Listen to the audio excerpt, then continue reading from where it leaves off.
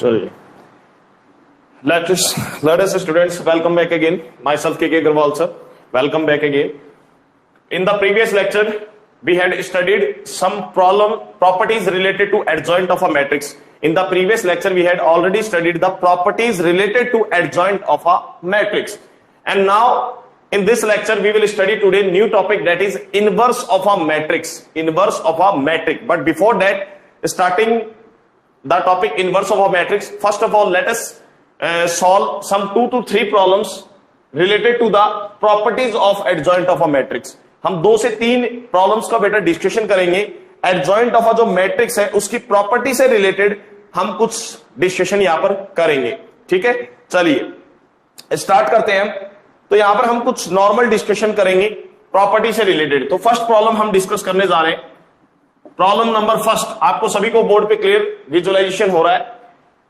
If A is a square matrix, adjoint of a matrix की जो हमने previous lecture में प्रॉपर्टीज डिस्कस की थी, उसी से रिलेटेड हम कुछ प्रॉब्लम डिस्कस करेंगे कि how to apply the properties in the question. किस टाइप के क्वेश्चंस आते हैं, चलिए चेक करते हैं.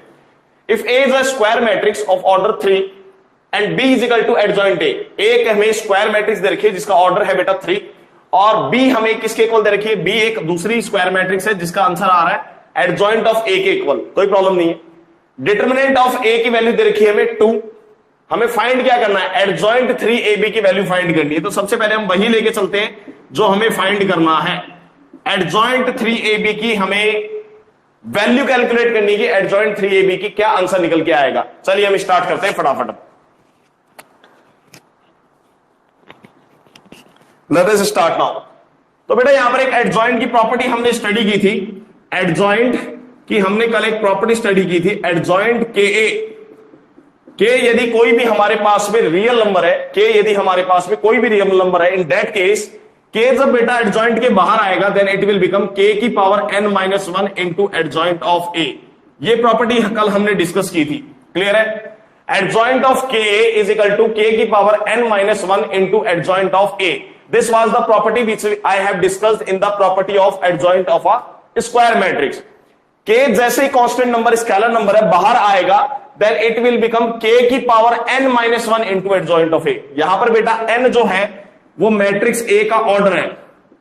n जो है वो मैट्रिक्स ए का ऑर्डर है. तो एडजॉइंट ऑफ ए की जो मैट्रिक्स की हमने प्रॉपर्टी ये स्टडी की थी, ये प्रॉपर्टी यहां पर इस क्वेश्चन में मैं अप्लाई करने जा रहा हूं. क्योंकि 3 बेटा एक के की तरह बिहेव कर रहा है. 3 is a scalar constant number. तो 3 जैसे ही एडजॉइंट के बाहर आएगा इट विल बिकम 3 की power n-1 into adjoint of A B. अब बात करें n क्या है बेटा, यहां पर मैट्रिक्स का ऑर्डर है. मैट्रिक्स का ऑर्डर क्लियरली देख सकते हैं हम कितना गिवन है यहां पर 3.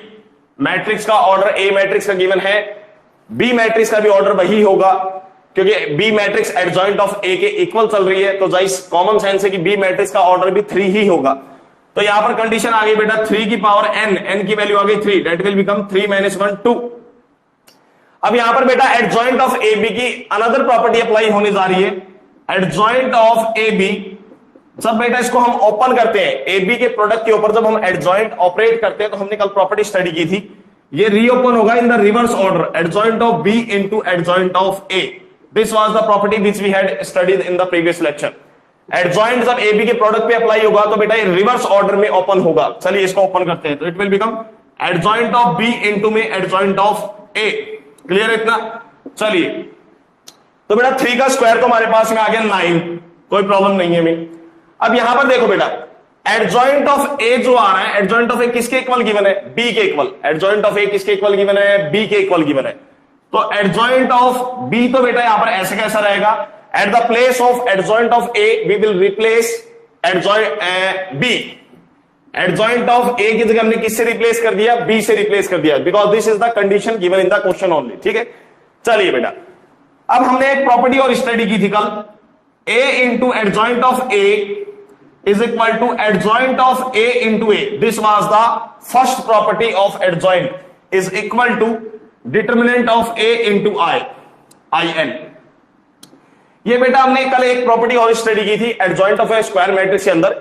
फर्स्ट प्रॉपर्टी स्टडी की थी कि जब ए स्क्वायर मैट्रिक्स को उसके एडजॉइंट के साथ प्रोडक्ट करवाया जाता है या फिर एडजॉइंट ऑफ ए को ए के साथ प्रोडक्ट करवाया जाता है तो दोनों आपस में इक्वल होते हैं and that is equal to determinant of A into I. तो बेटा यही प्रॉपर्टी किस में अप्लाई हो रही है, बी में अप्लाई हो रही है. एडजॉइंट ऑफ बी को जब मैं बी से प्रोडक्ट करवाऊंगा तो प्रॉपर्टी के अकॉर्डिंग आंसर कितना आ जाएगा, डिटर्मिनेंट ऑफ बी इंटू आई हमारे पास में यहां पर आंसर आ जाएगा। तो यहां से आंसर आया 9 इंटू, यहां से बेटा कंडीशन देखो क्या आंसर आएगा। जब एडजॉइंट ऑफ बी को आप बी से मल्टीप्लाई करवाएंगे तो आपके पास में कंडीशन क्या आएगी, कंडीशन आ जाएगी हमारे पास में डिटर्मिनेंट ऑफ बी इंटू में आई। बेटा आई जो है यहां पर आइडेंटिटी मैट्रिक्स है, ध्यान देना, आई यहां पर आइडेंटिटी मैट्रिक्स है ऑर्डर एन, ऑर्डर एन का मतलब 3 ऑर्डर की, क्योंकि यहां पर मैट्रिक्स का ऑर्डर चल रहा है 3, क्लियर है। तो प्रॉपर्टी से हमने adjoint of B into B को रिप्लेस कर दिया, determinant of B into I से हमने इसको रिप्लेस कर दिया। अब देखते हैं बेटा यहां पर बी मैट्रिक्स गिवन है एडजॉइंट ऑफ ए के इक्वल, तो यहां पर बी मैट्रिक्स का डिटर्मिनेंट की वैल्यू कितनी आ जाएगी, बी मैट्रिक्स का यदि हम डिटर्मिनेंट करेंगे तो डिटर्मिनेंट कितना आ जाएगा, एडजॉइंट ए का डिटर्मिनेंट। तो यहां पर बेटा हमने रिप्लेस कर दिया एडजॉइंट ए का डिटर्मिनेंट इंटू I3, कोई प्रॉब्लम नहीं है यहां पर हमें। अब यहां पर देखिए बेटा एक प्रॉपर्टी और अप्लाई हो रही है, हम देख सकते हैं एक ही क्वेश्चन में एडजॉइंट की जो हमने कल प्रॉपर्टी स्टडी की थी लगभग 4 to 5 प्रॉपर्टीज एक ही क्वेश्चन में अप्लाई हो रही है आईआईटी के अंदर। तो बेटा अब एडजॉइंट ए का डिटर्मिनेंट निकालना है, कल हमने स्टडी किया था एडजॉइंट ए का जो डिटर्मिनेंट आता है वो आता है हमारे पास में डिटर्मिनेंट ए की पावर n-1, कल हमने प्रॉपर्टीज के अंदर स्टडी किया था, ये प्रॉपर्टी थी हमारी सेकंड प्रॉपर्टी एडजॉइंट के अंदर। तो बेटा एडजॉइंट ए के डिटरमिनेंट में हम रिप्लेस कर देंगे डिटरमिनेंट ए की पावर n-1 इंटू में I3, तो यहां से आंसर आएगा 9 इंटू डिटरमिनेंट ए का आंसर हमें क्वेश्चन में गिवन है 2, तो यहां पर आ गया 2 का n is the order of the square matrix that is 3 -1 2 into में I3। तो बेटा हमारे पास फाइनल आंसर आ गया 2 का square 4, 4 9 36 I3। This is the answer of adjoint of A B 36 I3। तो बेटा इस तरह से कंपटीशन एग्जाम्स में एडजॉइंट की प्रॉपर्टी से रिलेटेड क्वेश्चंस पूछे जाते हैं। और आपने देखा इस क्वेश्चन में एक ही क्वेश्चन के अंदर आईआईटी के अंदर एक ही क्वेश्चन के अंदर मैंने कितनी प्रॉपर्टीज काम ली एडजॉइंट की, 4 प्रॉपर्टी यहां पर काम आ चुकी है, first property, second property, third property, fourth property. एक ही क्वेश्चन के अंदर एक ही क्वेश्चन को सॉल्व करने के लिए, इसकी वैल्यू कैलकुलेट करने के लिए एडजॉइंट की टोटल हमने 4 प्रॉपर्टी एक ही क्वेश्चन में अप्लाई कर दी है। तो इसीलिए बेटा मैंने कल कहा था कि प्रॉपर्टीज एडजॉइंट की जो है आपको बाय हार्ट लर्न होनी चाहिए ताकि हम उसको क्वेश्चंस में डायरेक्टली अप्लाई कर सके। और आईआईटी के अंदर डायरेक्टली इसी तरह से कंपटीशन एग्जाम में जेईई मेंस वगैरह में क्वेश्चन पूछे जाते हैं, एनडीए के अंदर और जेईई मेंस के अंदर इसी तरह से क्वेश्चन पूछे जाते हैं डायरेक्टली प्रॉपर्टी बेस्ड। हमें प्रॉपर्टी अप्लाई करना है, सॉल्व करते जाना है और लास्ट में आंसर लेके आना है, and finally whatever there is option in the question given हमें टिक करना है। क्लियर है? चलिए let us come to the question number 2 now. तो बेटा फर्स्ट क्वेश्चन हमने क्लियर किया है, यहां पर फर्स्ट क्वेश्चन हमने देखा कि काफी इजी क्वेश्चन था। Let us come to the solution second now. Second question में कहा गया है, कल ये भी हमने प्रॉपर्टी डिस्कस की थी adjoint of A square matrix के अंदर, if A is a symmetric matrix, यदि ए हमारे पास में कोई भी सिमेट्रिक मैट्रिक्स दे रखी है तो उसका जो एडजॉइंट आएगा वो भी सिमेट्रिक मैट्रिक्स होगा। ये प्रॉपर्टी कल हमने लास्ट में डिस्कस की थी, 12th प्रॉपर्टी। क्लियर है? चलिए स्टार्टिंग से देखते हैं। तो हमें प्रूव क्या करना है बेटा, ए मैट्रिक्स हमारी सिमेट्रिक मैट्रिक्स गिवन है, तो हमें क्वेश्चन में गिवन क्या है, क्योंकि बेटा ए मैट्रिक्स सिमेट्रिक मैट्रिक्स है तो कॉमन सेंस है, डेफिनेशन से ए का ट्रांसपोज ए के इक्वल हमें दे रखा है। जब ए मैट्रिक्स सिमेट्रिक मैट्रिक्स गिवन है क्वेश्चन में तो ए का ट्रांसपोज किसके इक्वल आएगा, ए के इक्वल। क्यों? क्योंकि सिमेट्रिक मैट्रिक्स हमें क्वेश्चन में गिवन है। अब हमें प्रूव क्या करना है क्वेश्चन में, उस सिमेट्रिक मैट्रिक्स का यदि एडजॉइंट कैलकुलेट किया जाए तो एडजॉइंट भी सिमेट्रिक मैट्रिक्स आ जाए। अब एडजॉइंट ऑफ ए को क्या प्रूव करना है, इसका मतलब हमें सिमेट्रिक मैट्रिक्स प्रूव करना है। किसी भी मैट्रिक्स का यदि सिमेट्रिक मैट्रिक्स प्रूव करना है तो डेफिनेशन प्रूव करना पड़ेगा कि उसका ट्रांसपोज करने पे वो खुद मैट्रिक्स के इक्वल ही आ जाए। तो एडजॉइंट ऑफ ए को मान लेते हैं बेटा यहां पर, let adjoint of A is equal to C के इक्वल मान लो उसको, let adjoint of A equal to C, कोई भी सी की मैट्रिक्स के इक्वल मान लिया। अब हमें एडजॉइंट ऑफ ए को क्या प्रूव करना है, यहां पर सिमेट्रिक मैट्रिक्स प्रूव करना है। तो एडजॉइंट ऑफ ए को सिमेट्रिक मैट्रिक्स प्रूव करने के लिए हम इसका क्या करेंगे बेटा, ट्रांसपोज करेंगे ताकि सिमेट्रिक मैट्रिक्स की डेफिनेशन अप्लाई कर सके। एडजॉइंट ऑफ ए सी के इक्वल आ गया। अब सी को यदि सिमेट्रिक मैट्रिक्स प्रूव करना है तो क्या प्रूव करना है, सी का ट्रांसपोज किसके इक्वल आ जाए, सी के इक्वल ही आ जाए। चलिए स्टार्ट करते हैं। तो एडजॉइंट ऑफ ए का जैसे ही हम ट्रांसपोज करेंगे यहां पर, तो एडजॉइंट ऑफ ए का जैसे ही हम यहां पर बेटा ट्रांसपोज करते हैं तो यहां पर अब दोबारा एक प्रॉपर्टी अप्लाई होने जा रही है। किसी भी चीज को क्वेश्चंस में, एडजॉइंट वाले क्वेश्चंस में जब जब हम क्वेश्चन अटेम्प्ट करेंगे, एडजॉइंट की कोई भी प्रॉपर्टी कहीं पे भी लग सकती है। तो यहां पर बेटा प्रॉपर्टी अप्लाई हो रही है, हमने कल स्टडी किया था, adjoint A transpose is equal to adjoint A का whole transpose. This was the property which we had studied yesterday in the previous lecture. Adjoint A transpose जो होता है, ए का ट्रांसपोज का जो एडजॉइंट होता है वो एडजॉइंट ए का होल ट्रांसपोज के इक्वल होता है। ये प्रॉपर्टी कल हमने स्टडी की थी। तो बेटा यहां पर एडजॉइंट ए का होल ट्रांसपोज लिखा हुआ था, ये किसके इक्वल आ जाएगा? ये इक्वल आ जाएगा एडजॉइंट ए ट्रांसपोज के इक्वल आ जाएगा। ये कल हमने प्रॉपर्टी से लिख दिया है। अब हम देख सकते हैं जो ए ट्रांसपोज है बेटा वो हमारा किसके इक्वल चल रहा है? ए के इक्वल चल रहा है। तो ए ट्रांसपोज को मैंने रिप्लेस कर दिया ए से, ए ट्रांसपोज को मैंने रिप्लेस कर दिया ए से। अब यहां पर क्या बच रहा है बेटा? एडजॉइंट ऑफ ए बच रहा है, और एडजॉइंट ऑफ ए किसके इक्वल है? सी के इक्वल है। तो ये किसके इक्वल आ गया? सी के इक्वल आ गया। तो हमने क्या देखा यहां से? सी ट्रांसपोज किसके इक्वल आ गया? सी के इक्वल आ गया। सी का ट्रांसपोज करने पे सी के इक्वल आ गया। इसका क्या मतलब है कि एडजॉइंट ऑफ ए जो है बेटा क्या प्रूव हो गया? सिमेट्रिक मैट्रिक्स प्रूव हो गया। क्लियर है? चलिए, तो हमने डिस्कशन किया अभी। अब हम आगे प्रोसीड करते हैं बेटा नेक्स्ट क्वेश्चन पे। दो क्वेश्चन हमने एडजॉइंट ऑफ मैट्रिक्स पे, two questions we had already discuss. Now without wasting the time let us discuss another problem. Third problem, competition exam में इस टाइप के क्वेश्चंस आते हैं, आपको पता होना चाहिए। Adjoint of a square matrix से जो प्रॉपर्टी बेस्ड क्वेश्चंस है वो इसी टाइप के क्वेश्चंस पूछे जाते हैं। चलिए let us discuss another question now. एक प्रॉब्लम और डिस्कस करने जा रहे हैं हम, problem number third. Problem number third में बेटा में एक ए मैट्रिक्स गिवन है ऑफ ऑर्डर 3x3। 3x3 की एक स्क्वायर मैट्रिक्स दे रखी है, एलिमेंट गिवन है 3 - 3 4, 3 - 3 4। सेकंड रो के एलिमेंट गिवन है 2 - 3 4, 2 - 3 and 4, एंड लास्ट रो के एलिमेंट गिवन है 0 - 1 and 1, 0 - 1 and 1। करने के लिए क्या कहा गया बेटा इस क्वेश्चन में? हमें फाइंड करना है, find adjoint into adjoint of A. इसकी वैल्यू हमें फाइंड करने के लिए कही गई है। चलिए स्टार्ट करते हैं। Adjoint into adjoint of A की वैल्यू फाइंड करने के लिए गई है, तो हमने प्रॉपर्टी कल स्टडी किया था। क्या स्टडी किया था? सॉल्यूशन में देखते हैं। कल हमने बेटा एडजॉइंट के अंदर एक प्रॉपर्टी स्टडी की थी कि adjoint into adjoint of A जो होता है वो किसके इक्वल होता है? That is equal to determinant A की power n-2 into A. Again question देखो, डायरेक्ट क्वेश्चन पूछ रहा है तुमसे प्रॉपर्टी बेस्ड। अब काफी स्टूडेंट इसमें क्या करेंगे, जब स्टूडेंट को प्रॉपर्टी याद नहीं है तो वो क्या करेंगे? सबसे पहले ए मैट्रिक्स का एडजॉइंट कैलकुलेट करेंगे, करने के बाद में जो स्क्वायर मैट्रिक्स आएगी उसका दोबारा क्या कैलकुलेट करेंगे? एडजॉइंट कैलकुलेट करेंगे। तो बेटा ये तो कंपटीशन एग्जाम में काफी टाइम कंज्यूमिंग हो गया। हमें टाइम को बचाना है तो डायरेक्टली क्या करना है? पेपर में प्रॉपर्टी को अप्लाई करना है यहां पर। अब हम देख सकते हैं बेटा यहां पर हमें सिर्फ और सिर्फ क्या चाहिए? यदि यहां पर ए मैट्रिक्स चाहिए, ए मैट्रिक्स हमें दे रखी है, ए मैट्रिक्स का क्या चाहिए? डिटरमिनेंट चाहिए। एन की वैल्यू हम देख सकते हैं क्या आ जाएगी? एन की वैल्यू हमारे पास में 3 आ जाएगी। तो यहां से आंसर आ गया डिटरमिनेंट 1 इंटू ए, क्योंकि एन मैट्रिक्स का स्क्वायर मैट्रिक्स का ऑर्डर है। तो यहां पर क्लियरली देख सकते हैं हम एन की वैल्यू क्या रिप्लेस करेंगे? 3 रिप्लेस करेंगे। तो एन की जगह जब 3 रिप्लेस करेंगे तो 3 - 2 = 1, that is equal to determinant of A into A. तो ये हमारे पास में आंसर आ गया। अब फाइनली आंसर को सिंप्लीफाई करने के लिए यहां पर किसकी वैल्यू सब्स्टिट्यूट करनी है? डिटरमिनेंट की वैल्यू निकालनी है। तो बेटा डिटरमिनेंट ऑफ ए की वैल्यू निकाल लेते हैं हम। डिटरमिनेंट ऑफ ए, मान लो बेटा मैं इसको एक्सपेंड कर रहा हूं, कोई भी रो के अकॉर्डिंग एक्सपेंड कर लो। चलो आप फर्स्ट रो के अकॉर्डिंग एक्सपेंड कर देते हैं। चलो इसको हम फर्स्ट रो के अलोंग एक्सपेंड कर रहे हैं, जो हमने कल सीखा था प्रीवियस लेक्चर में। तो बेटा यहां पर आएगा 3, फिर हमारे पास में डिटरमिनेंट आएगा इस सब मैट्रिक्स का -3, -1, 4 and 1। यहां पर एलिमेंट रिप्लेस होगा इसके ऊपर। मैंने कल साइन बताया था आपको, साइन चलते हैं अल्टरनेट, प्लस माइनस प्लस। तो बेटा ये वाला एलिमेंट जब लिखा जाएगा इसके ऊपर माइनस साइन ऑपरेट होगा, +3 डिटरमिनेंट।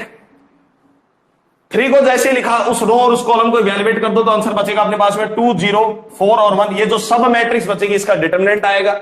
लास्ट एलिमेंट लिखेंगे हम +4 डिटरमिनेंट। जब 4 लिखा गया है तो उस रो को उस कॉलम को डिलीट कर दो, जो बच गई मैट्रिक्स इसका क्या आएगा? डिटरमिनेंट आएगा 2, 0, -3 और -1। सॉल्व करो बेटा इसको, तो आंसर आ रहा है 3 ब्रैकेट क्लोज, -3 मतलब -3, ये आएगा -4। बेटे यहां पर बचेगा प्लस का 4। आगे चलते हैं, यहां पर आ रहा है 3 ब्रैकेट क्लोज, यहां पर आएगा बेटा 2 -0, प्लस का 4 ब्रैकेट क्लोज, प्रोडक्ट करोगे तो आंसर आएगा बेटा -2। सॉल्व करो कैलकुलेशन, तो 4 में से बेटा यहां पर गया 3 1, 3 को मल्टीप्लाई करोगे 3, यहां पर आएगा 3 2 6, यहां पर आएगा 4 2 -8 आ रहा है, तो बेटा यहां पर आ जाएगा -8, तो आंसर आया 9 - 8 = 1। तो सभी बच्चों ने देखा डिटर्मिनेंट ऑफ ए की वैल्यू कितनी निकल के आ रही है, 1 निकल के आ रही है। तो हमारे पास में finally adjoint into adjoint of A का हमें आंसर कैलकुलेट करना था। तो बेटा ये फाइनली आंसर किसके इक्वल आ रहा है, determinant of A into A, और डिटर्मिनेंट ऑफ ए की वैल्यू क्या निकल के आई है, 1। तो हमारे पास आंसर कितना आ गया, 1 × A मैट्रिक्स = A। तो ये हमारे पास में फाइनली आंसर आ गया है। तो ये हमारी थर्ड प्रॉब्लम कंप्लीट हुई इनवर्स ऑफ अ मैट्रिक्स। इस पे adjoint of A square matrix की प्रॉपर्टी के ऊपर हमने ये थर्ड प्रॉब्लम डिस्कस कर ली है। चलिए, तो आज के लिए ये प्रॉब्लम इनफ है, adjoint of a properties of A matrix के लिए प्रॉब्लम इनफ है। बाकी आप मॉड्यूल से क्वेश्चंस की प्रैक्टिस कीजिए। चलिए, let us discuss now another topic. आज का जो हमारा मेन टॉपिक है बेटा, वो मेन टॉपिक है इनवर्स। ये तो हमने प्रीवियस लेक्चर पे प्रॉब्लम्स डिस्कस की है। अपना मेन टॉपिक आता है आज का inverse, inverse of a square matrix, inverse of a square matrix. ये अपना मेन डिस्कशन होगा बेटा। स्क्वायर मैट्रिक्स का हमें इनवर्स निकालना है। चलिए स्टार्ट करते हैं। तो सबसे पहली बात, नोट के अंदर ये लिख लीजिए कि किसी भी स्क्वायर मैट्रिक्स का, नोट में लिखना है सबसे पहले, किसी भी स्क्वायर मैट्रिक्स का बेटा इनवर्स सिर्फ और सिर्फ तभी डिफाइंड होता है when the given matrix is non singular. किसी भी स्क्वायर मैट्रिक्स का इनवर्स सिर्फ और सिर्फ तभी डिफाइंड होता है, first point, when the given square matrix, when the given square matrix is non singular, non singular. जब given square matrix non singular है, इसका मतलब determinant of A should be not equal to 0। किसी भी square matrix का यदि तुम्हें paper में इनवर्स कैलकुलेट करना है, तो सबसे पहले आप उसका डिटर्मिनेंट की वैल्यू चेक करेंगे। Matrix should be non singular, it means directly means determinant of the given matrix should not be equal to 0। उस स्क्वायर मैट्रिक्स का डिटर्मिनेंट की वैल्यू 0 के इक्वल नहीं होनी चाहिए, तभी हमारा इनवर्स क्या होगा, डिफाइंड होगा। तो ये नोट के अंदर आप सभी बच्चे पॉइंट लिख लेना। Where the given square matrix is non-singular, then only inverse of a matrix is defined. Then only inverse of a matrix is defined. तो ये सबसे पहली डेफिनेशन है इनवर्स की, कि किसी भी स्क्वायर मैट्रिक्स का इनवर्स कब डिफाइंड होगा। तुम्हारे माइंड में, सभी स्टूडेंट्स के माइंड में एक क्वेश्चन आना चाहिए कि सबसे पहला क्वेश्चन, क्या हम सभी मैट्रिक्स का इनवर्स फाइंड कर सकते हैं? नहीं फाइंड कर सकते। We only find the inverse of square matrix, first question. Second question तुम्हारे माइंड में आना चाहिए कि क्या मैट्रिक्स, क्या हम सारी स्क्वायर मैट्रिक्स का इनवर्स फाइंड कर सकते हैं? नहीं फाइंड कर सकते। हम सिर्फ उन्हीं स्क्वायर मैट्रिक्स का इनवर्स फाइंड कर सकते हैं जो मैट्रिक्स हमारी कैसी मैट्रिक्स है, नॉन सिंगुलर मैट्रिक्स है। नॉन सिंगुलर की डेफिनेशन हम ऑलरेडी डिस्कस कर चुके हैं। उसके डिटर्मिनेंट की वैल्यू 0 के इक्वल नहीं होना चाहिए। यदि इसकी डिटरमिनेंट की वैल्यू बेटा 0 के इक्वल हो गई, तो उस केस में मैट्रिक्स का इनवर्स डिफाइंड नहीं होगा। This is the important. अब लिखना स्टार्ट करते हैं। लेट अस टेक कांसेप्ट समझते हैं बेटा। Let A and B be two square matrix. Let A and B be two square matrix of same order n by n, of same order n by n, which are non-singular, which are both non-singular matrix, which are both non-singular matrix। सबसे पहले हमने कोई भी दो matrix ले ली, ए और B, जिन दोनों की दोनों स्क्वायर मैट्रिक्स है, उनका दोनों का ऑर्डर सेम ऑर्डर है n बाई n, और वो दोनों की दोनों मैट्रिक्स कैसी मैट्रिक्स है बेटा?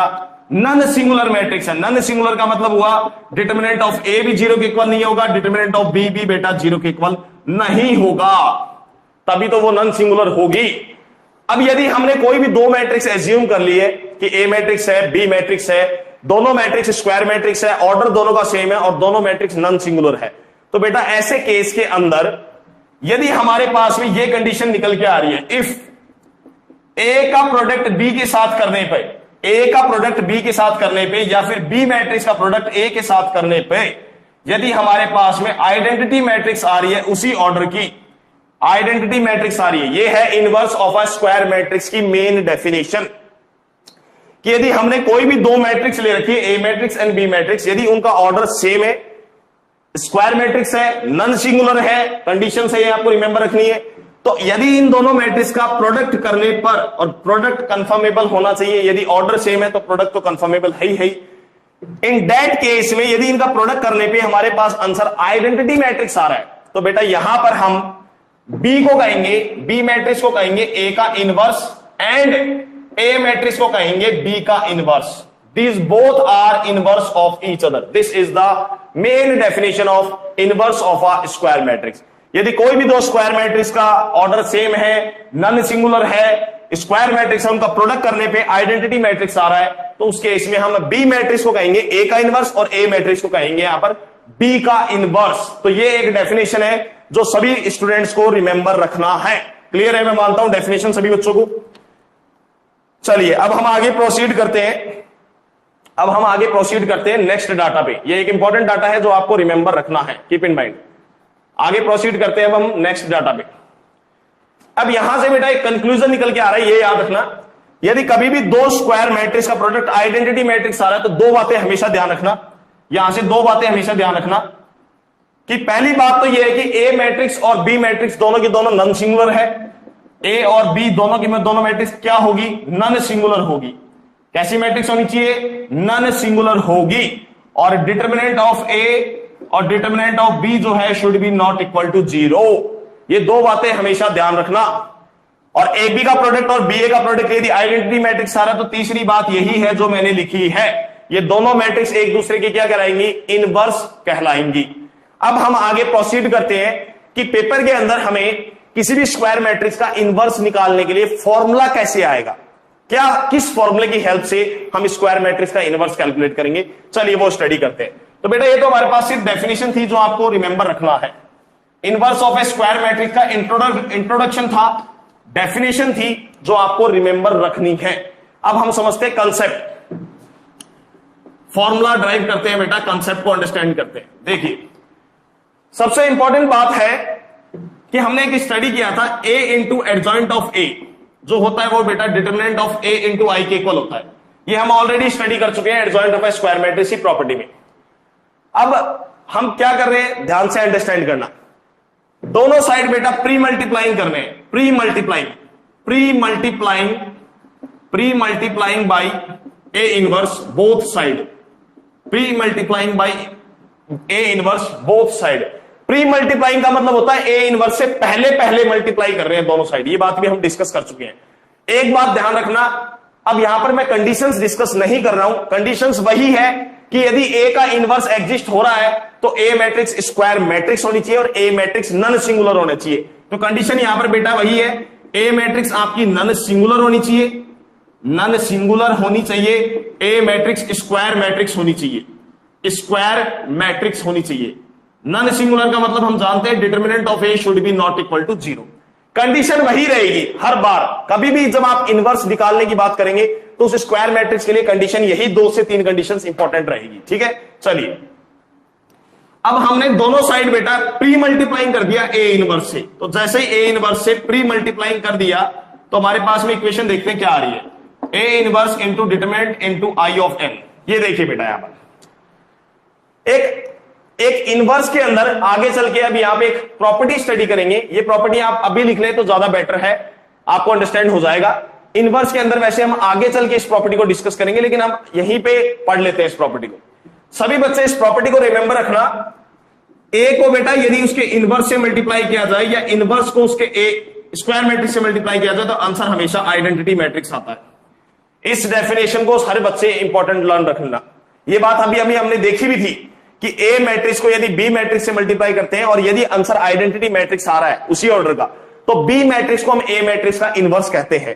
तो ये डेफिनेशन वही है, यहां पर ए इनवर्स जो है वो बी मैट्रिक्स का ही काम कर रहा है। तो ए मैट्रिक्स को यदि बी मैट्रिक्स से मल्टीप्लाई करे या बी मैट्रिक्स को ए से मल्टीप्लाई करे तो आंसर हमेशा आइडेंटिटी मैट्रिक्स आएगा उसी ऑर्डर का। तो बेटा यहां पर इन दोनों का प्रोडक्ट जो है किससे रिप्लेस हो जाएगा? आइडेंटिटी मैट्रिक्स से रिप्लेस हो जाएगा।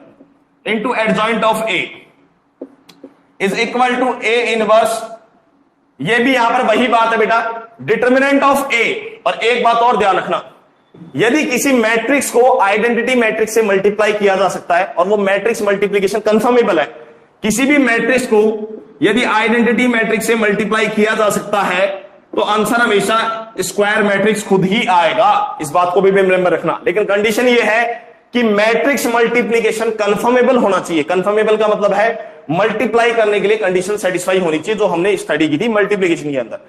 तो किसी भी मैट्रिक्स को यदि आइडेंटिटी मैट्रिक्स से मल्टीप्लाई करेंगे तो मैट्रिक्स खुद ही आ जाती है। बस डिफरेंस अंतर याद रखना। ऑर्डर का हमें ध्यान रखना पड़ेगा कि ऑर्डर कंफर्मेबल होना चाहिए मल्टीप्लीकेशन के लिए, बस। तो बेटा यहां पर एडजॉइंट ऑफ ए को हम यहां पर डायरेक्टली लिख रहे हैं। यहां पर आइडेंटिटी मैट्रिक्स आ रहा है, हियर एडजॉइंट ऑफ ए आ रहा है। यहां पर बेटा डिटर्मिनेंट ऑफ ए एक रियल नंबर है, पॉजिटिव भी हो सकता है, नेगेटिव भी हो सकता है, तो वो कांस्टेंट है, बाहर आ गया। तो हमने देखा यहां पर ए इनवर्स को किससे मल्टीप्लाई करना है, आइडेंटिटी मैट्रिक्स से। अब ए इनवर्स खुद एक स्क्वायर मैट्रिक्स है, ए इनवर्स खुद एक स्क्वायर मैट्रिक्स है। तो यहां पर हम देखेंगे एडजॉइंट ऑफ ए भी एक मैट्रिक्स है। एक मैट्रिक्स को जब आइडेंटिटी मैट्रिक्स से मल्टीप्लाई करेंगे तो ये मैट्रिक्स खुद ही आ जाएगी, एडजॉइंट ऑफ ए आ जाएगा। यहां पर ए इनवर्स खुद एक स्क्वायर मैट्रिक्स है, उसको आइडेंटिटी मैट्रिक्स से मल्टीप्लाई करेंगे तो आंसर क्या आएगा, ए इनवर्स ही आ जाएगा। तो डिटर्मिनेंट ऑफ ए आ जाएगा बेटा नीचे हमारे पास, और यहां पर बचेगा ए इनवर्स। ये फॉर्मूला हमारा प्रूव हो गया है।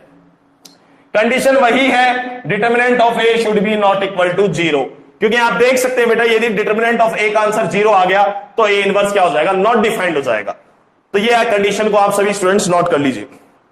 तो this is the formula which we will use during the questions to find the inverse of a square matrix. A inverse का डायरेक्ट फॉर्मूला काम में लेंगे, 1 upon determinant of A into adjoint of A.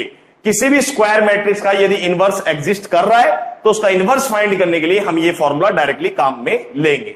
Clear है? चलिए now let अस, inverse का topic अपना complete हुआ। Introduction हमने समझा डिटेल में, इनवर्स की डेफिनेशन समझी, हमने फॉर्मूला प्रूव किया कि what is the formula to find out the inverse of a square matrix. Now let us discuss the properties related to inverse of a square matrix.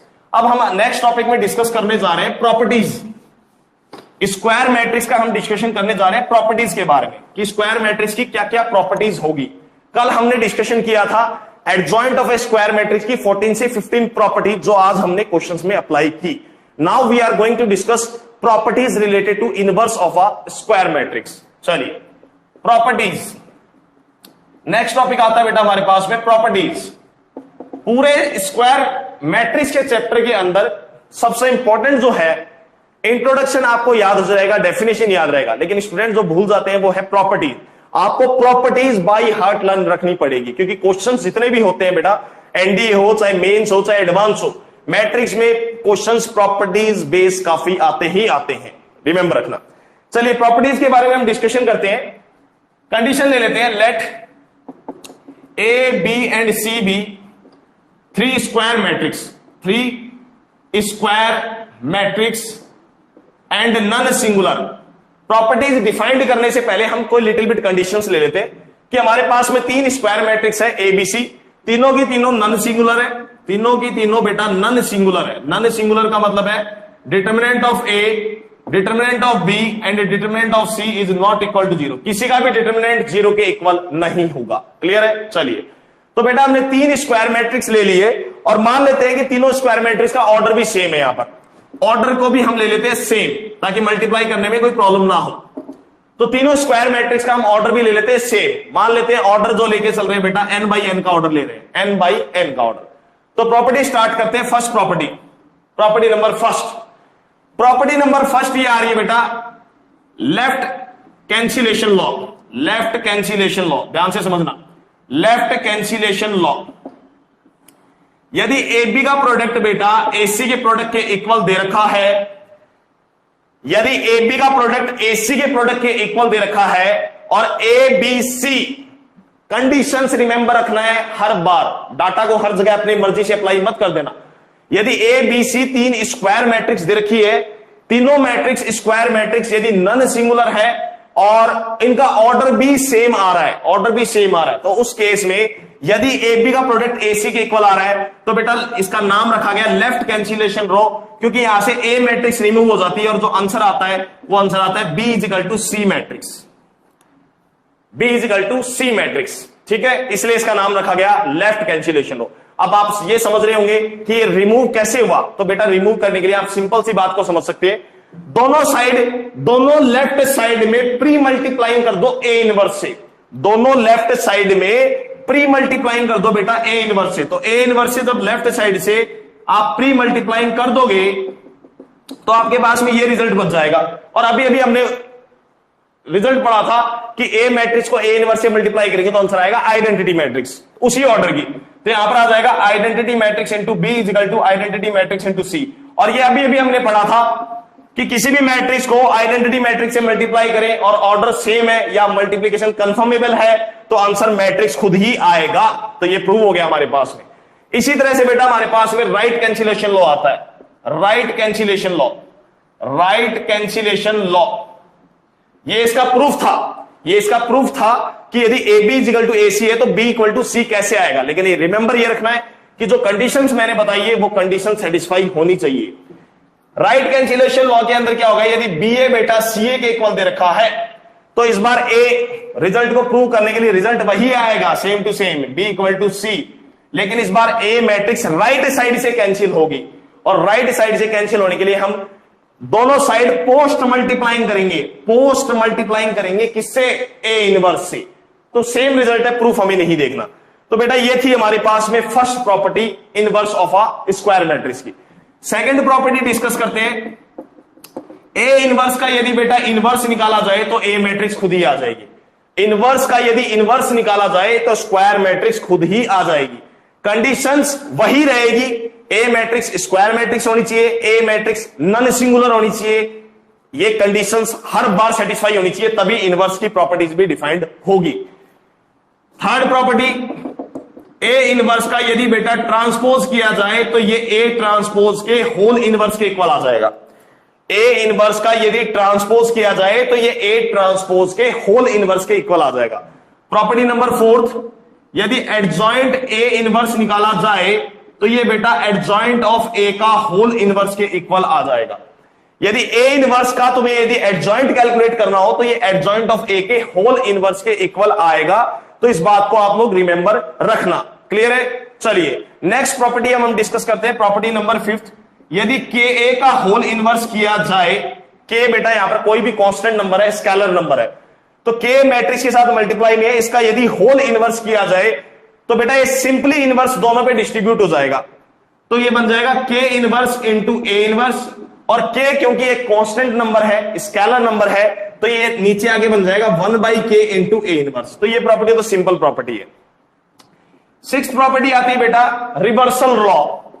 Sixth property आती है हमारे पास में reversal law. Reversal law क्या कहता है हम देखते हैं। यदि ए बी का होल इनवर्स किया जाए तो बेटा ये रिवर्स ऑर्डर में इनवर्स ओपन होगा, बी इनवर्स इंटू में ए इनवर्स। यदि ए बी सी तीन मैट्रिक्स है, इसका इनवर्स किया जाए तो ये भी रिवर्स ऑर्डर में इनवर्स ओपन होगा, C inverse into B inverse into A inverse. तो this is known as reversal law. Reversal law remember रखना बेटा, ठीक है। चलिए आगे प्रॉपर्टी डिस्कस करते हैं।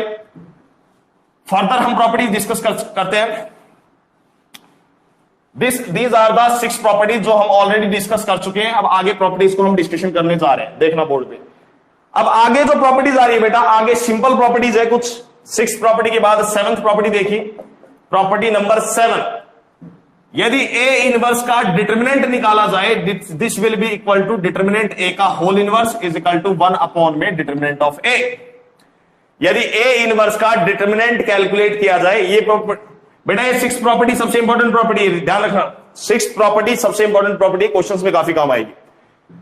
यदि ए इनवर्स का डिटर्मिनेंट निकाला जाए तो it will be equal to determinant of A का होल इनवर्स 1 डिटर्मिनेंट ए। देखो अभी ये प्रॉपर्टी से कितना सिंपल हो गया क्वेश्चन। आपको पेपर में क्वेश्चन आया, कोई स्क्वायर मैट्रिक्स ए मैट्रिक्स दे रखिए, उसके इनवर्स का डिटरमिनेंट निकालना है, तो आप लोग सबसे पहले क्या करोगे, पहले उसका बैठ के इनवर्स निकालोगे, इनवर्स की मैट्रिक्स निकालोगे, उसके बाद में उसका डिटरमिनेंट निकालोगे। और यदि तुम्हें प्रॉपर्टी याद है तो ए इनवर्स का डिटरमिनेंट निकालने के लिए आप सिंपली क्या करोगे, मैट्रिक्स का डिटरमिनेंट निकाल लोगे और 1 डिटरमिनेंट ऑफ ए कर दोगे। तो प्रॉपर्टी से रिजल्ट काफी सिंपल हो रहे हैं, समझ में आया। Next property, property number 8। If A is a symmetric matrix, if A is a symmetric matrix, यदि हमारे पास में बेटा ए मैट्रिक्स सिमेट्रिक मैट्रिक्स दे रखी है तो इसका जो ए इनवर्स निकल के आएगा वो भी सिमेट्रिक मैट्रिक्स आएगा। ए inverse is a symmetric matrix. A inverse is a symmetric matrix. Property number 9, property number 9 को बेटा हम स्टेटमेंट के रूप में समझ सकते हैं।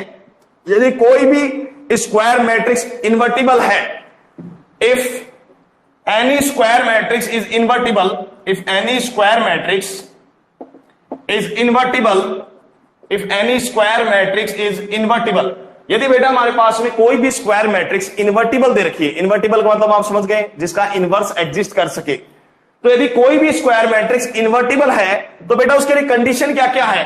पहली कंडीशन है matrix should be non singular, ये बता चुका हूं मैं आपको, मैट्रिक्स इज नॉन सिंगुलर, पहली बात।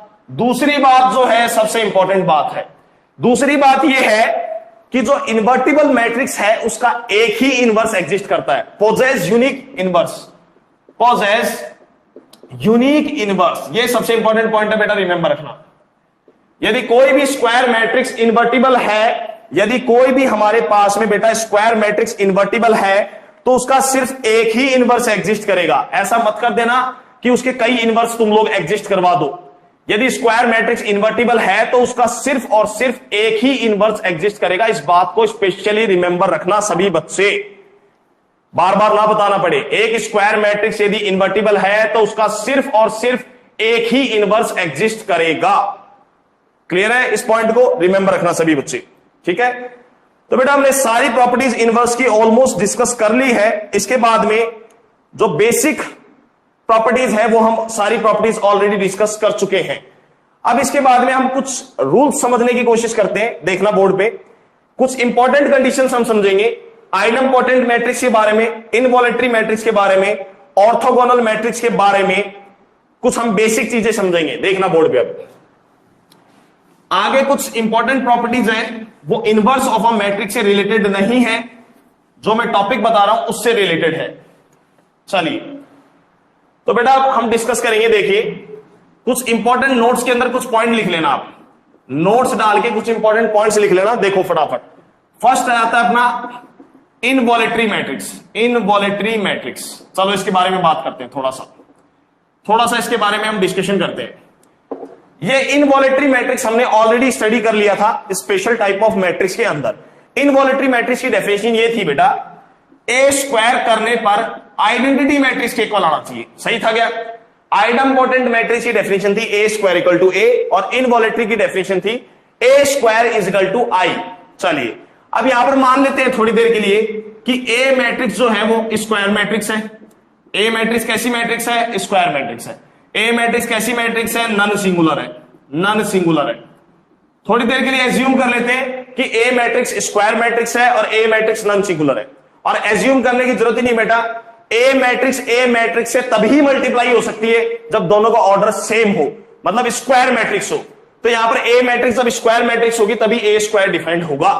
तो ए मैट्रिक्स स्क्वायर मैट्रिक्स है और साथ में मान लेते हैं मैट्रिक्स नॉन सिंगुलर है। तो मैट्रिक्स जब नॉन सिंगुलर हो गई है तो कॉमन सेंस है इसका इनवर्स क्या करेगा? एग्जिस्ट करेगा। इसका इनवर्स क्या करेगा बेटा? एग्जिस्ट करेगा। इसमें किसी भी बच्चे को कोई डाउट नहीं होना चाहिए। चलिए तो देखो बेटा, मैंने दोनों साइड प्री मल्टीप्लाइंग कर दिया इसको ए इनवर्स से, दोनों साइड प्री मल्टीप्लाइंग कर दिया ए इनवर्स से, और ए स्क्वायर को हम अलजेब्रा के रूल से ब्रेक करके लिख सकते हैं बेटा, A multiply A equal to A inverse into I N. अब यहां पर हम प्रॉपर्टी अप्लाई करेंगे। अभी हमने स्टडी किया था थोड़ी देर पहले कि ए इनवर्स को यदि ए मैट्रिक्स से मल्टीप्लाई करेंगे तो बेटा आइडेंटिटी मैट्रिक्स आएगा उसी ऑर्डर का। तो यहां पर ए इनवर्स को जब ए से मल्टीप्लाई किया जाएगा तो it will get identity matrix of order n, और यहां पर ए इनवर्स खुद एक स्क्वायर मैट्रिक्स है, उसको आइडेंटिटी मैट्रिक्स से मल्टीप्लाई करेंगे तो ए इनवर्स ही आ जाएगा हमारे पास में। ए इनवर्स यहां से ए स्क्वायर मैट्रिक्स है, आइडेंटिटी मैट्रिक्स से मल्टीप्लाई होगा, it will gate matrix only. तो हमारे पास में सभी बच्चे कंडीशन देखें, क्या कंडीशन आ गया? ये रिजल्ट निकल के आ गया। ये रिजल्ट आपको याद रखना है, कंपटीशन एग्जाम में पूछा गया है कि इनवॉलेटरी मैट्रिक्स के लिए ए इनवर्स का आंसर क्या आता है। तो ये मैंने आपके लिए प्रूव कर दिया है कि जब मैट्रिक्स होगी तो उस केस में ए इनवर्स किसके इक्वल आएगा? ए के इक्वल आएगा। तो सभी बच्चे इसको रिजल्ट के रूप में याद रखें आज से। कंपटीशन एग्जाम में डायरेक्टली पूछा गया है। सेकंड लेते हैं बेटा यहां पर A idempotent matrix. Idempotent matrix, idempotent matrix. अब आइडम्पोटेंट मैट्रिक्स की डेफिनेशन पहले लिखते हैं। आइडम्पोटेंट क्या होता है? A square should be equal to A.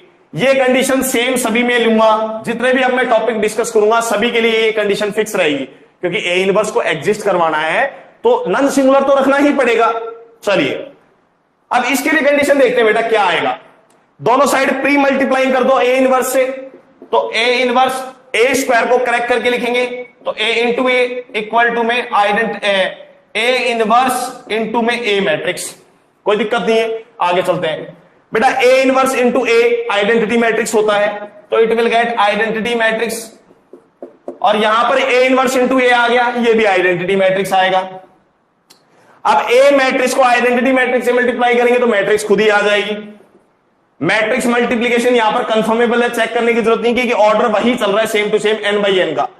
तो यहां से condition I A is equal to identity matrix. कितना बढ़िया रिजल्ट निकल के आ गया बेटा, कितना बढ़िया रिजल्ट निकल के आ गया। रिजल्ट ये बता रहा है कि यदि मैट्रिक्स आइडम्पोटेंट मैट्रिक्स है, आइडम्पोटेंट मैट्रिक्स है, और यदि ए स्क्वायर ए के इक्वल ही आ रहा है, और इस केस में यदि ए का इनवर्स भी एग्जिस्ट कर रहा है, तो ऐसा तभी पॉसिबल है जब ए हमारी आइडेंटिटी मैट्रिक्स होगी। इनवॉलेटरी के केस में रिजल्ट निकल के आया था A inverse is equal to A. तो बेटा ये रिजल्ट है, इनको याद रखो, कंपटीशन एग्जाम में सीधे क्वेश्चन रिजल्ट के ऊपर ही आते हैं। चलिए नेक्स्ट, मैंने आपको प्रूव भी कर दिया है। प्रूव बेटा इसलिए कर दिया क्योंकि कई बार ऐसा होता है कि हम रिजल्ट्स याद नहीं रख सकते या रिजल्ट हम भूल जाते हैं। तो बेटा इन दैट केस में आप पेपर में जैसे मैं चेक कर रहा हूं आप खुद से अपने दिमाग से चेक कर सकते भी हैं। रिजल्ट नंबर 3, रिजल्ट नंबर 3 आता है ऑर्थोगोनल मैट्रिक्स के लिए। ऑर्थोगोनल मैट्रिक्स, क्योंकि ऑर्थोगोनल मैट्रिक्स के बारे में हम पढ़ चुके हैं। ऑर्थोगोनल मैट्रिक्स एक स्क्वायर मैट्रिक्स लेनी है, कंडीशन क्या आनी चाहिए? A into A transpose is equal to identity matrix. ये कंडीशन आती है ऑर्थोगोनल मैट्रिक्स की। यहां पर भी वही कंडीशन लेके चलेंगे, ए की सेम दो कंडीशन, नॉन सिंगुलर होनी चाहिए, नॉन सिंगुलर होनी चाहिए, और स्क्वायर मैट्रिक्स होनी चाहिए, स्क्वायर मैट्रिक्स। और डिटरमिनेंट ऑफ ए जो है बेटा 0 के इक्वल नहीं होना चाहिए। ये तीन कंडीशन, 2 से 3 कंडीशन हमें लेके चलनी ही पड़ेगी, क्योंकि हमें यहां पर ए इनवर्स को डिफाइंड करना है। तो यहां से ए इनवर्स क्या कर जाएगा बेटा? एग्जिस्ट कर जाएगा, ए इनवर्स विल एग्जिस्ट। तो यहां पर देखें, अब ये कंडीशंस लेने के बाद में दोनों साइड प्री मल्टीप्लाइंग कर दो बेटा ए इनवर्स से। तो ए इनवर्स से जैसे ही आप दोनों साइड प्री मल्टीप्लाइंग करोगे तो आंसर आ गया A inverse into I n. यहां देखो A inverse into A, this will be identity matrix I into A transpose is equal to A inverse को आइडेंटिटी मैट्रिक्स से मल्टीप्लाई करोगे तो ए इनवर्स ही आ जाएगा। यहां से कंडीशन निकल के आया ए ट्रांसपोज, बेटा ए ट्रांसपोज करने पे भी तो एक स्क्वायर मैट्रिक्स ही आएगी, यदि मैट्रिक्स स्क्वायर मैट्रिक्स लेके चल रहे हैं तो ए ट्रांसपोज को आइडेंटिटी मैट्रिक्स से मल्टीप्लाई करेंगे तो रिजल्ट क्या निकल के आया? A inverse is equal to A transpose. देखिए कितना बढ़िया रिजल्ट आ गया। ऑर्थोगोनल मैट्रिक्स के केस में हमने सीखा कि ए इनवर्स हमेशा ए ट्रांसपोज के इक्वल होता है। कंपटीशन एग्जाम में क्वेश्चन पूछा गया है कि ऑर्थोगोनल मैट्रिक्स से ए इनवर्स किसके इक्वल आएगा, तो आप डायरेक्टली टिक कर सकते हो ए ट्रांसपोज के इक्वल आएगा। क्लियर है? इन आइडम्पोटेंट मैट्रिक्स के अंदर, आइडम्पोटेंट मैट्रिक्स के अंदर ए इनवर्स किसके इक्वल आएगा? ए के इक्वल आ रहा था, आई के इक्वल आ रहा था। और इनवॉलेटरी में, इनवॉलेटरी के अंदर ए इनवर्स की यदि बात करें तो वो ए के इक्वल आ रहा था। इनवॉलेटरी में ए इनवर्स ए के इक्वल आ रहा था। चलिए, और आइडम्पोटेंट मैट्रिक्स में ए की वैल्यू क्या आई थी? आइडेंटिटी मैट्रिक्स निकल के आई थी। तो ये रिजल्ट है जो आपको रिमेंबर रखने हैं, और भूल भी जाओ तो आप खुद से चेक कर सकते हो। लास्ट एंड फाइनल रिजल्ट मैं काम में लेने जा रहा हूं अब आपका, रिजल्ट नंबर 4। इसी के साथ इनवर्स का टॉपिक अपना खत्म हुआ। क्वेश्चंस करेंगे डिस्कस अभी जल्दी। बेटा नेक्स्ट प्रॉपर्टी आती है, if A and B are square matrix, if A and B are square matrix, non-singular, and if product is commutative, यदि A और B स्क्वायर मैट्रिक्स है, दोनों मैट्रिक्स नॉन सिंगुलर है, और उनका प्रोडक्ट क्या दे रखा है बेटा, कम्यूटेटिव दे रखा है। कम्यूटेटिव का मतलब है ए बी बी ए के इक्वल दे रखा है। यहां पर गिवन है क्वेश्चन में प्रॉपर्टी के अंदर कि ए और बी यदि स्क्वायर मैट्रिक्स है, उनका प्रोडक्ट कम्यूटेटिव है, और यदि मैट्रिक्स नॉन सिंगुलर है बेटा, यदि मैट्रिक्स नॉन सिंगुलर है तो जाहिर सी बात है इसका इन दोनों का इनवर्स क्या करेगा, एग्जिस्ट करेगा। ए इनवर्स और बी इनवर्स दोनों के दोनों क्या करेंगे, एग्जिस्ट करेंगे। ठीक है, तो यहां से प्रॉपर्टी क्या कहती है वो देखो, इट इंप्लाइज यदि ये सारी कंडीशन सेटिस्फाई होती है ए और बी मैट्रिक्स पे, तो प्रॉपर्टी हमें कह रही है कि ए इनवर्स और बी इनवर्स का जो प्रोडक्ट आएगा वो भी कम्यूटेटिव होगा। ए इनवर्स बी इनवर्स का जो प्रोडक्ट निकल के आएगा वो भी कम्यूटेटिव होगा। ये हमें रिजल्ट याद रखना है कि ए इनवर्स और बी इनवर्स का जो प्रोडक्ट निकल के आएगा बेटा वो भी कम्यूटेटिव होगा। यदि आपको इसका प्रूफ देखना है तो आप प्रूफ भी देख सकते हैं, यदि आपको प्रूफ देखना है तो प्रूफ भी देख सकते हैं। देखिए बेटा, ए बी का जब हम इनवर्स निकालेंगे, ए बी का जब हम इनवर्स निकालेंगे तो हम क्लियरली देख सकते हैं बेटा, क्योंकि ए बी का प्रोडक्ट कम्यूटेटिव है तो ए बी को मैं बी ए से भी रिप्लेस कर सकता हूं, कोई दिक्कत वाली बात नहीं है। और बेटा यहां पर रिवर्सल लॉ यूज करो सारे बच्चे, reversal law, reversal law, reversal law.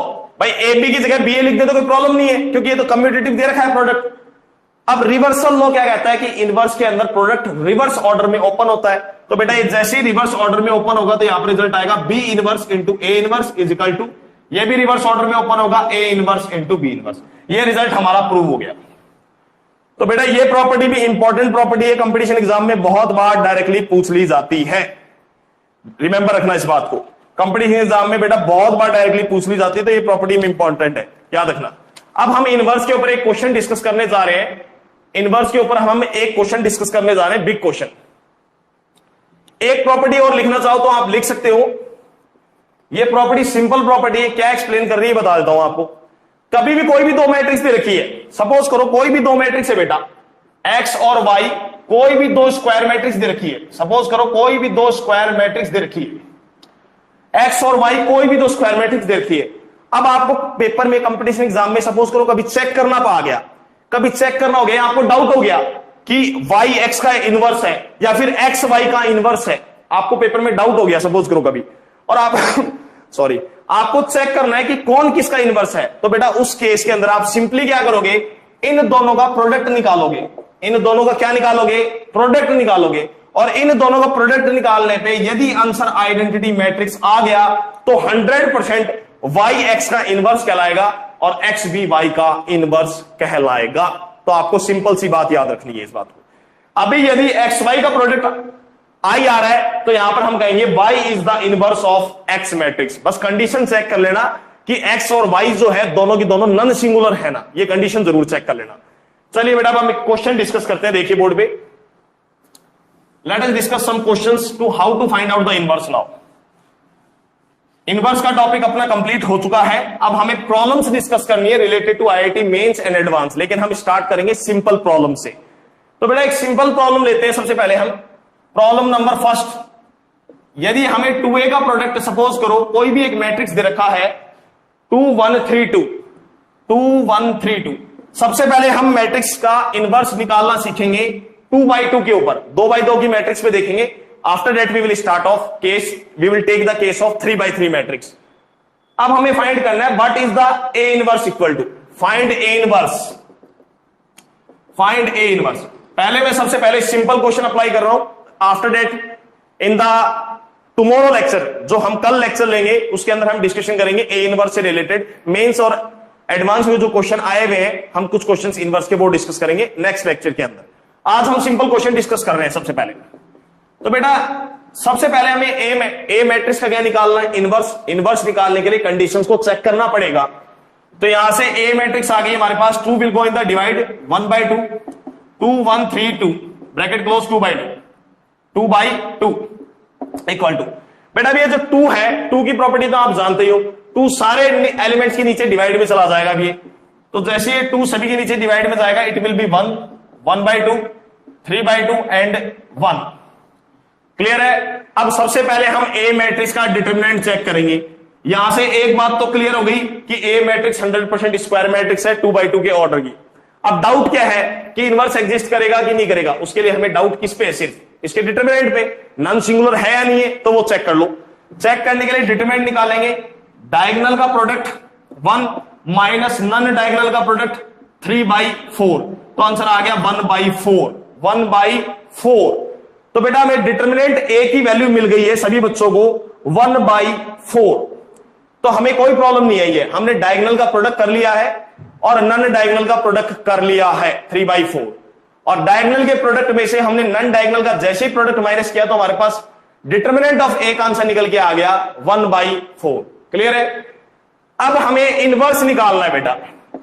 ये 0 के इक्वल नहीं आया तो हम कह सकते हैं मैट्रिक्स हमारी नॉन सिंगुलर है, मैट्रिक्स नॉन सिंगुलर है और ए इनवर्स की वैल्यू क्या करेगी, एग्जिस्ट करेगी। यहां से हमने फिक्स कर दिया अपने दिमाग के अंदर कि ए इनवर्स 100% क्या करेगा, एग्जिस्ट करेगा। इसके बाद हम फॉर्मूला अप्लाई करेंगे। तो ए इनवर्स का फॉर्मूला आता है बेटा 1 में डिटरमिनेंट ऑफ ए इंटू में एडजॉइंट ऑफ ए। तो बेटा डिटरमिनेंट ऑफ ए की वैल्यू तो सभी बच्चों के पास निकली हुई है 1/4। डिटरमिनेंट ऑफ ए की वैल्यू तो सभी बच्चों के पास निकली हुई है 1/4। पुट करो यहां पर, डिटरमिनेंट की जगह 1/4 पुट करोगे 4 ऊपर चला जाएगा आपका। अब बात करें एडजॉइंट ऑफ ए की। आप सोच रहे होंगे कि एडजॉइंट ऑफ ए तो हमने कैलकुलेट ही नहीं किया। एडजॉइंट ऑफ ए के निकालने के लिए पहले कोफैक्टर निकालने पड़ेंगे, कोफैक्टर निकाल के जो कोफैक्टर मैट्रिक्स बनेगी उसका ट्रांसपोज करना पड़ेगा। लेकिन मैंने आपको कल शॉर्टकट बताया था प्रीवियस लेक्चर में, जो 2x2 की स्क्वायर मैट्रिक्स है उसका एडजॉइंट निकालने के लिए हम हमेशा कंपटीशन एग्जाम्स में शॉर्टकट ही यूज करेंगे। तो 2x2 की स्क्वायर मैट्रिक्स का एडजॉइंट क्या आएगा, शॉर्टकट से आएगा डायगोनल के जो एलिमेंट दे रखे हैं बेटा, ये रही मैट्रिक्स हमारी, ये मैट्रिक्स हमारी, डायगोनल के एलिमेंट्स को तो इंटरचेंज कर देंगे। तो बेटा डायगोनल के एलिमेंट्स को तो इंटरचेंज करने के यहां पर कोई फर्क पड़ेगा नहीं, क्योंकि 1 से इंटरचेंज होकर कुछ नहीं आएगा, 1 का 1 ही रहेगा। और जो नॉन डायगोनल एलिमेंट्स है, मतलब इनको बोलते हैं of diagonal elements, in of diagonal elements का बेटा साइन चेंज कर देंगे। तो साइन चेंज करोगे तो ये नेगेटिव आ जाएगा, ये नेगेटिव आ जाएगा, और इसी के साथ हमारा ये इनवर्स का फाइनली आंसर आ गया है। तो ये था बेटा हमारे पास में एक क्वेश्चन 2x2 की स्क्वायर मैट्रिक्स के ऊपर, 2x2 की स्क्वायर मैट्रिक्स के ऊपर इनवर्स निकालने का ये था हमारे पास में एक छोटा सा क्वेश्चन कि how to calculate the inverse of 2x2 matrix. अब एक लास्ट एंड फाइनल क्वेश्चन में डिस्कस करने जा रहा हूं, आज का लास्ट क्वेश्चन, आज के लास्ट लेक्चर का क्वेश्चन है। इस लेक्चर के बाद में बेटा you can easily calculate the all the problems related to inverse of a matrix. अब आपने एडजॉइंट भी सीख लिया, इनवर्स भी सीख लिया, अब आप एनसीईआरटी हो, एनडीए हो, मेंस हो, एडवांस हो, सारी प्रॉब्लम्स ट्राई कर सकते हैं इजी वे के अंदर। अब हम एक नया last and final question discuss करने जा रहे हैं 3x3 की मैट्रिक्स के लिए इनवर्स फाइंड करना, 3x3 के लिए इनवर्स फाइंड करना। तो लिखते हैं बेटा last and final question, question number 2। हमें गिवन है ए मैट्रिक्स गिवन है 3x3 के ऑर्डर की, मैट्रिक्स के एलिमेंट है 0 1 2 0 1 2 1 2 3 0 1 2 1 2 3 एंड 3 1 1। ये हमारे पास में देख सकते हैं 3x3 की मैट्रिक्स आ गई है। अब हमें क्लियरली ये मैट्रिक्स बेटा स्क्वायर मैट्रिक्स है, स्क्वायर मैट्रिक्स है तो इसका इनवर्स निकल जाएगा।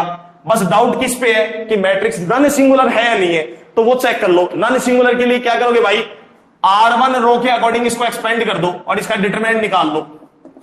तो 0 को तो रखना नहीं है, क्योंकि 0 को रखेंगे तो 0 हो जाएगा, साइन चेंज कर लेंगे plus minus plus. First row क्या लोग एक्सपेंड करेंगे तो 1 को रखेंगे तो -1 आ जाएगा, ब्रैकेट क्लोज। इस रो को इस कॉलम को डिलीट कर देंगे तो आंसर आएगा 1 माइनस का 9, प्लस में 2 को रखेंगे ब्रैकेट क्लोज, 2 वाली रो को और कॉलम को डिलीट करेंगे आंसर आएगा 1 माइनस का 6। तो आपके पास आंसर आएगा 1 minus 9 is -8 into -1 plus 8, 1 minus 6 is -5 into 2 -10 equal to -2। तो बेटा हमारे पास में डिटरमिनेंट की वैल्यू निकल के आ गई -2 which is not equal to 0। तो हमारी मैट्रिक्स कैसी मैट्रिक्स हो गई, नॉन सिंगुलर। हमारी मैट्रिक्स नॉन सिंगुलर हो गई, इसका मतलब हो गया कि ए इनवर्स की वैल्यू क्या करेगी, एग्जिस्ट करेगी। स्क्वायर मैट्रिक्स का इनवर्स 100% यहां से श्योर हो गया, एग्जिस्ट करेगा। अब हम निकालेंगे इनवर्स। अब इनवर्स निकालने के लिए फॉर्मूला तो हमें पता ही है, A inverse is equal to 1 में डिटरमिनेंट ऑफ ए इंटू में एडजॉइंट ऑफ ए। तो डिटरमिनेंट हमारे पास में निकल के रेडी हो चुका है, सिर्फ एडजॉइंट निकालना है। अब प्रॉब्लम यह है कि ये 3x3 की स्क्वायर मैट्रिक्स है और 3x3 की स्क्वायर मैट्रिक्स का एडजॉइंट निकालने के लिए कोई शॉर्टकट है नहीं, तो सारे के सारे कोफैक्टर निकालना ही पड़ेगा। तो बेटा मैं यहां पर डायरेक्टली लिख रहा हूं एडजॉइंट ऑफ ए जो निकल के आएगा वो ट्रांसपोज होगा, वो ट्रांसपोज होगा, किसका ट्रांसपोज होगा? Cofactor matrix C11, C12, C13, C21, C22, C23, C31, C32, C33। आपको हर एक एलिमेंट का सबसे पहले क्या निकालना पड़ेगा बेटा? कोफैक्टर निकालना पड़ेगा। और कोफैक्टर निकल के जो आएंगे मैं यहां पर डायरेक्टली लिख रहा हूं, आप खुद कैलकुलेट करेंगे, उसके बाद में इसका ट्रांसपोज हो जाएगा। जो कोफैक्टर मैट्रिक्स निकल के आएगी वो आएगी -1 8 -5, -1 8 -5, 1 -6 3, 1 -6 3, and 3 elements are -1 2 and -1, -2 1 2 and -1। आप बेटा इसका जैसे ही ट्रांसपोज करेंगे तो ट्रांसपोज करने के बाद में आंसर आएगा आपका 3/3 का। रो को उठा के कॉलम बना देंगे, -1 8 -5, 1 -6 and 3, -1 2 and -1। हर रो को कॉलम बना दिया, ये निकल के आ गया बेटा आपके पास में एडजॉइंट। तो कोफैक्टर निकालना आसान है बिकॉज हमने कोफैक्टर प्रीवियस लेक्चर में डिस्कस कर लिए। तो हर एक एलिमेंट का आप कोफैक्टर निकालेंगे, यहां पर पुट करेंगे, पुट करने के बाद में कोफैक्टर मैट्रिक्स बन जाएगी। ये आ गई हमारे पास बेटा कोफैक्टर मैट्रिक्स। जो कोफैक्टर मैट्रिक्स निकल के आई है इसका हम ट्रांसपोज कर देंगे, मैट्रिक्स आ जाएगी। तो ये जो मैट्रिक्स आई है ये 3/3 का क्या आया है? एडजॉइंट आया है। इसके बाद में हमें सिंपली कुछ भी नहीं करना है बेटा, सिर्फ फॉर्मूले को अप्लाई करना है, हमारे पास में आंसर आ जाएगा। तो ए इनवर्स का आंसर आ रहा है 1 डिटर्मिनेंट ऑफ ए। तो डिटर्मिनेंट ए की वैल्यू कितनी है? -2, तो माइनस का 1/2 आ गया, इनटू में एडजॉइंट ए। एडजॉइंट ए का आंसर सभी को दिख रहा है, हमने निकाल लिया है। -1 1 -1, 8 -6 and 2, -5 3 and -1। ये हमारे पास में बेटा फाइनली आंसर आ गया है। इसको फर्दर आप डिवाइड में भेज के, एलिमेंट के नीचे डिवाइड में भेज के सॉल्व सिंप्लीफाई करना चाहे तो कर सकते हैं, वो डिपेंड करेगा ऑप्शन के अंदर कि ऑप्शन क्या दे रखा है कंपटीशन एग्जाम में, उसके अकॉर्डिंग इसको हम फर्दर सॉल्व कर लेंगे।